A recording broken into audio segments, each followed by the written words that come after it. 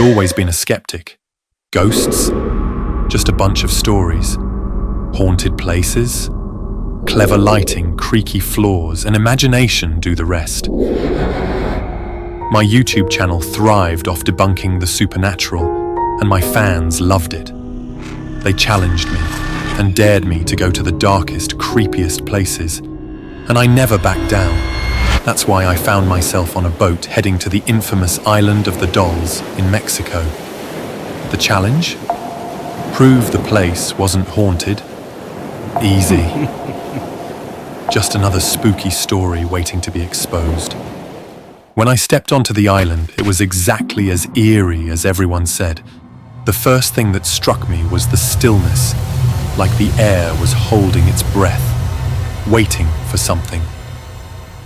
And then, the dolls. Hundreds of them hanging from the trees, strung up like morbid decorations. Their bodies were twisted, some missing arms or legs, their plastic skin faded and dirty. But it was their eyes. Those eyes. Some of the dolls had eyes that looked too real, unnervingly human, watching my every move. And then there were those without eyes, just empty sockets staring into the void. "All right, guys, here we are," I said into my camera, trying to keep my voice casual. "This is the famous Island of the Dolls. Creepy, right? But let's be real, it's just an old legend. Let's see if we can find anything real here." A comment popped up on my live stream chat, one that stood out from the endless stream of messages scrolling by. "Touch the doll, I dare you." I paused, the doll nearest to me swaying slightly in the breeze. It was one of the more unsettling ones, its face cracked, eyes wide open staring blankly at me. I told myself this was just a challenge, just another way to bait me. My pride wouldn't let me back down. I forced a laugh, though it came out more nervous than I intended. "It's just a doll," I said, addressing the camera, but the words felt hollow. My fingers twitched as I reached out. "See? Nothing scary here." I touched the doll, and it felt cold under my hand, the texture gritty with age and weather. I gave it a gentle push, half expecting it to fall apart from how brittle it looked. It swung back and forth, the cracked face seeming to leer at me as it swayed. My stomach churned, but I plastered on a smile. "There, I did it. Nothing happened." The chat exploded with comments, some laughing, some still daring me to do more. But the important thing is the views spiked. I should move on and do my content. Let's explore somewhere else. Then I reached the riverbank. The water was dark, almost black, and eerily calm. I turned the camera towards it, narrating for the live stream. "Here we are at the edge of the island, guys.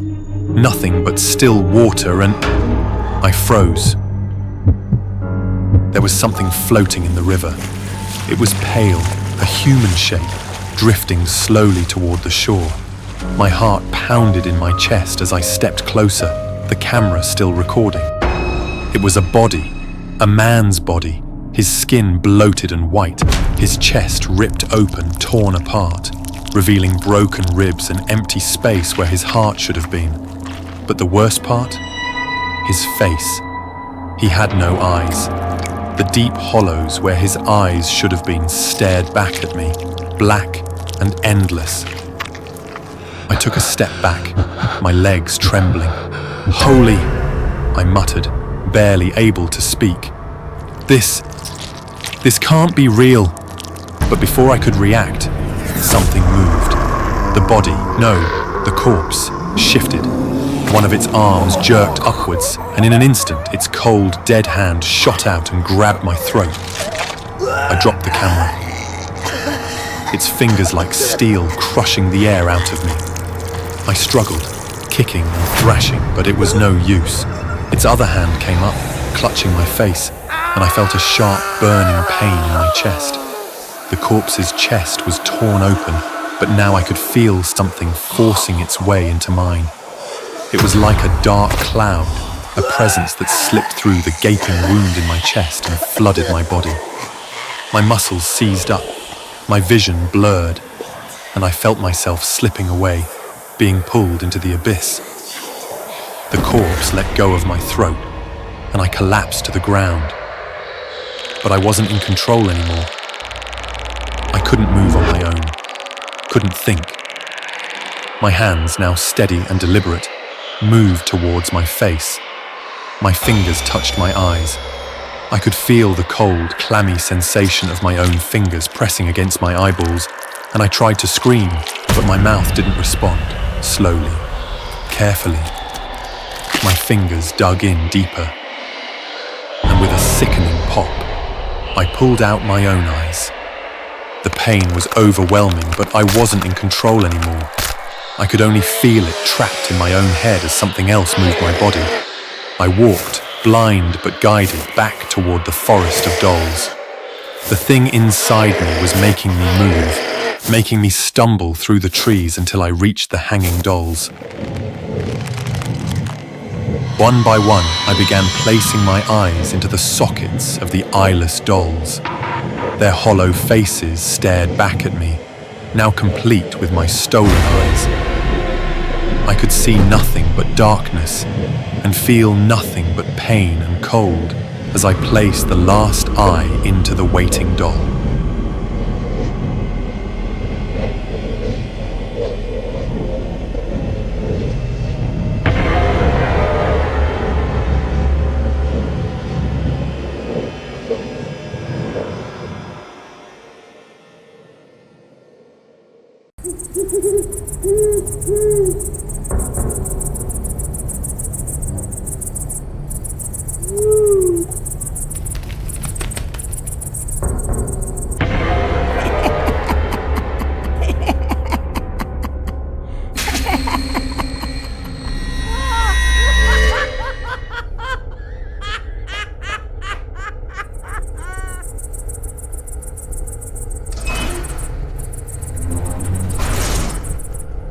I couldn't help but be fascinated by the girl. One evening, I sneaked into the house, crept through the overgrown garden. I noticed a curtain fluttering in the breeze. I moved closer and there she was, a girl about my age, but she looked weird. She stared at me through two black buttons, hiding timidly behind the tattered curtain. Since I had heard many rumors, I felt sorry for her. It must be lonely, trapped in that big old house with no one to keep her company. Determined to talk to her, I climbed onto the window ledge, imagining myself as her savior. I tried to push the creaky window open, but before I could say a word, the old woman appeared, her face twisted into a furious snarl. She grabbed me with a strength that belied her frail appearance, lifting me effortlessly off the ground. What are you doing here? Her eyes burned with a madness that froze me in place. She flung me out the door, warning me to never come back. But I couldn't stop thinking about the girl with the button eyes, trapped and in need of rescue. The idea of befriending her consumed my thoughts, pulling me deeper into the mystery of that haunted house. It was a normal afternoon when the hospital staff arrived. I watched from a distance as they took the old woman away, her hair wild and her eyes blazing with anger. They said she had gone mad, consumed by paranoia. The neighborhood buzzed with gossip. Some said she had lost her mind after her granddaughter's death. Yet strangely, no one mentioned Diana. That night, as I lay in bed, I couldn't stop thinking about her. If the old woman was gone, what would happen to her? The idea of her being all alone in that house, with no one to care for her, filled me with dread. Despite the warnings from my friends, I made up my mind. I had to go inside. I had to find her. The next evening, I slipped out of my house and made my way to the mansion. The gate creaked as I pushed it open, the sound echoing down the empty street.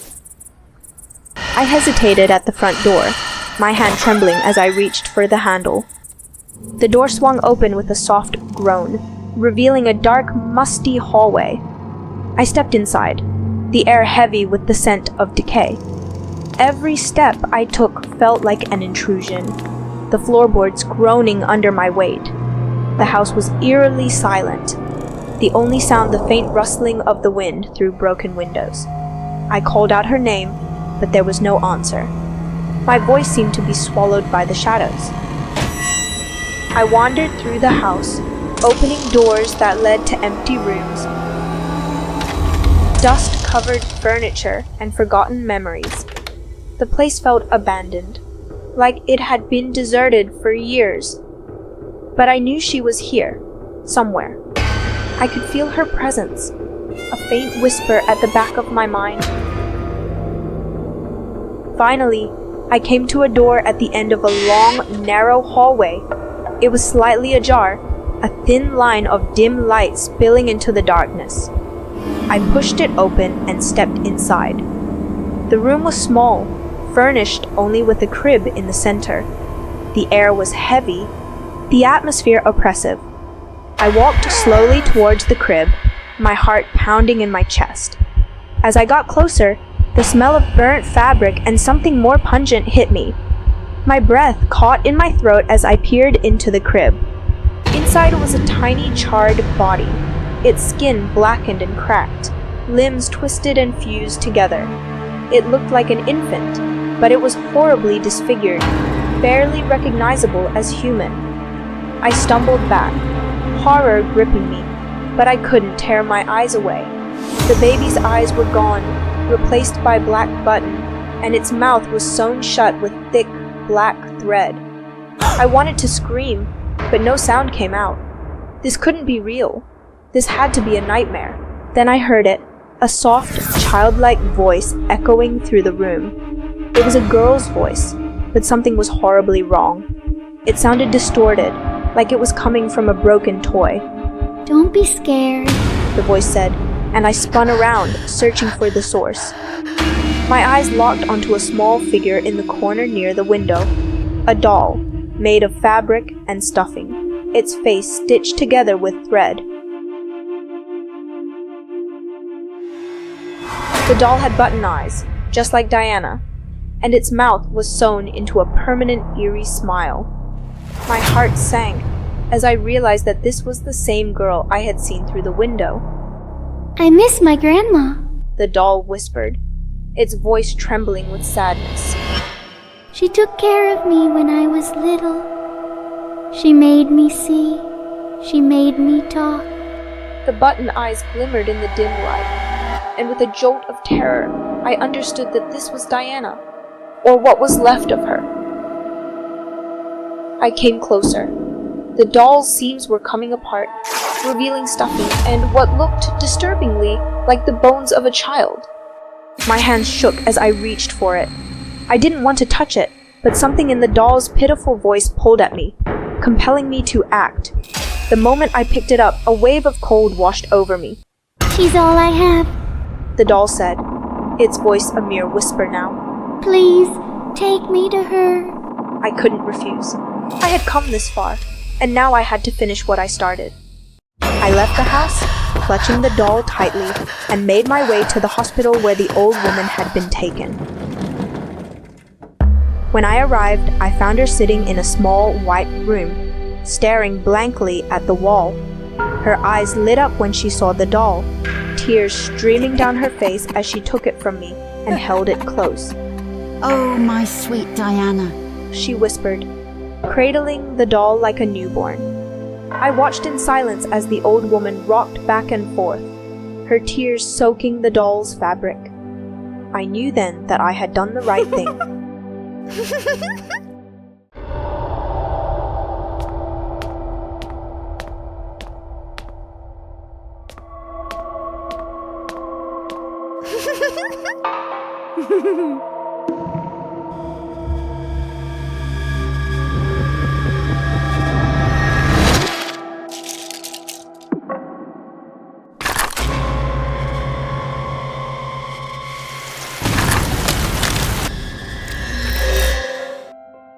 The house was strangely quiet as I stood in the kitchen preparing dinner.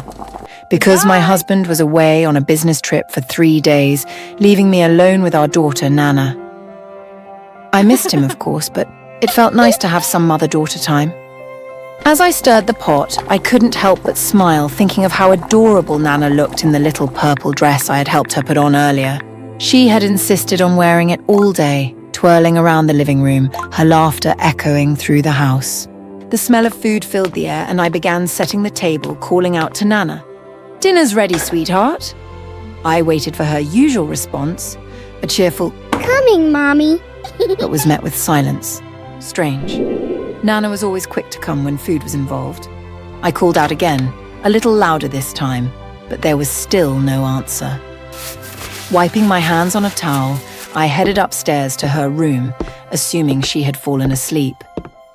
As I approached the door, I noticed a strange stillness in the air, an unnatural quiet that made the hairs on the back of my neck stand up. Pushing the door of Nana's room open, I tried to flick on the light switch, but the room remained dark. "Nana," I called softly, stepping into the room. A shiver ran down my spine as I noticed something odd. There were several dolls in the room that I hadn't seen before. They sat on the bed, the dresser, and even the floor, their glassy eyes reflecting the dim light. My heart skipped a beat as I recognized them.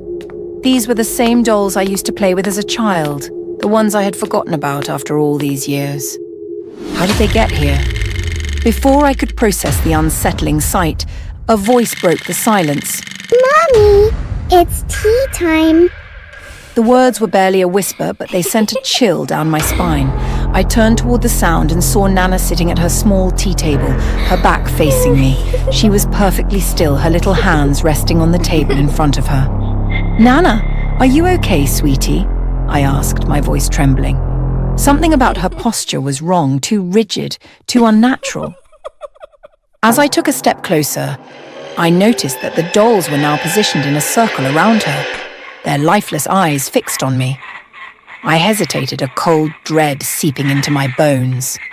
I reached out to touch Nana's shoulder, but as soon as my fingers brushed her skin, she collapsed onto the floor like a rag doll.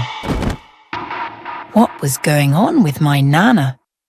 I was shocked as I saw her face. Half of the skin was missing, revealing muscle and tissue. Her nails had been ripped off, leaving her tiny fingers bloody and raw. I stumbled back, my heart pounding. But before I could react, I heard it again. That soft, chilling voice.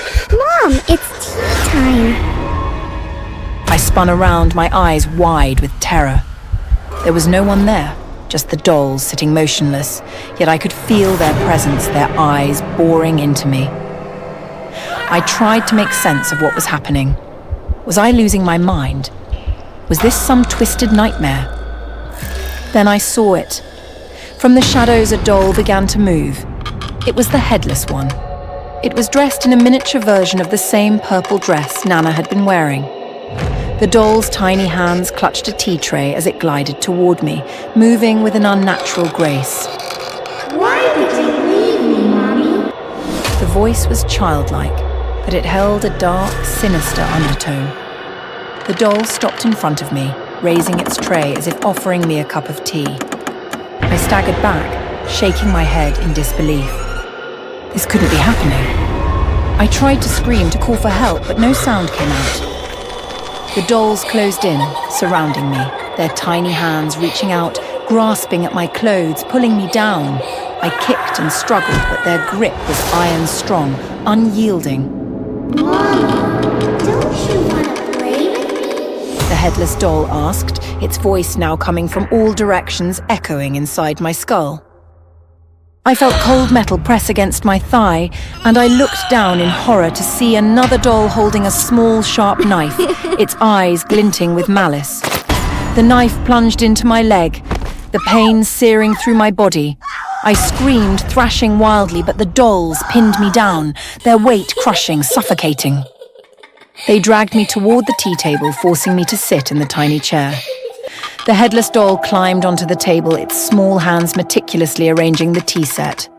More disgusting, it took one of Nana's nails, bloodied and torn, and carefully placed it on its own tiny finger, as if completing itself with pieces of my daughter. I sobbed, my mind fracturing under the relentless terror. Please, just let me go. But the dolls only smiled, their expressions twisted into cruel mockeries of joy. Tea time, Mommy. Tea time, Mommy. Tea time, Mommy. They chorused in unison, their voices blending into a cacophony of madness. Just when I thought the nightmare couldn't get worse, my eyes wide with terror and saw two dolls approaching, carrying a tray between them. On the tray sat a head, my old doll's head, the one I had played with as a child. But it was no longer the pristine, beautiful doll I remembered. The head was rotted, the skin cracked and peeled, one eye missing, the other milky white. The two dolls placed the tray beside the headless doll's body, their movements eerily synchronized. I watched in horror as they lifted the decayed head and attached it to the body, twisting it grotesquely until it clicked into place. For a moment, everything was still. Then slowly the head began to turn.